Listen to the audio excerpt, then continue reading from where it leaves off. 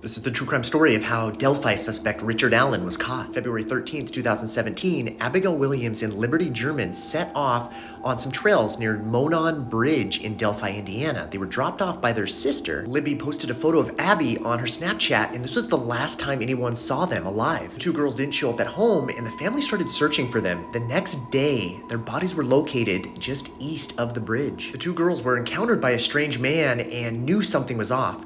Libby actually recorded this photo and some video of the man. Hear this audio.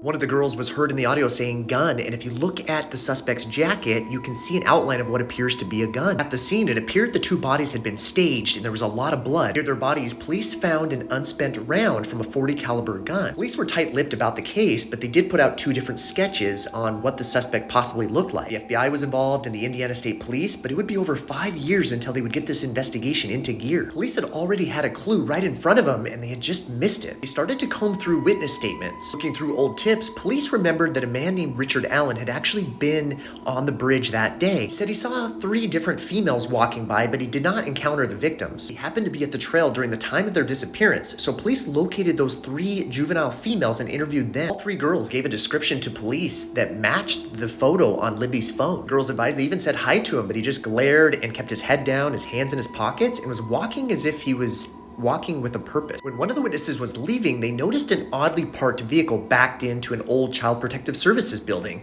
They believed it was odd because it seemed they were trying to conceal the license plate of the vehicle. Another witness said that they saw a very similar description of the same person walking away from the bridge, bloody and muddy, as if they'd been into a fight. They described the odd vehicle as a smaller SUV type. Some witnesses saw the victims, and they saw this strange man who they believed was the only other person on the bridge at that time. Police learned Richard Allen owned a smaller black Ford Focus, and based on witness statements and the fact that he admitted to being at the scene, they re-interviewed him. Richard Allen told police he owned a .40 caliber Sig Sauer pistol and that he was the only one that used it. Police served a search warrant and recovered his gun. The unspent round found by the victims' bodies was cycled through his gun. Distinct markings and patterns and striations on the bullet was confirmed by the lab. Richard Allen was arrested and is currently awaiting trial. I'll tell the full story on my podcast, but that was how he was caught.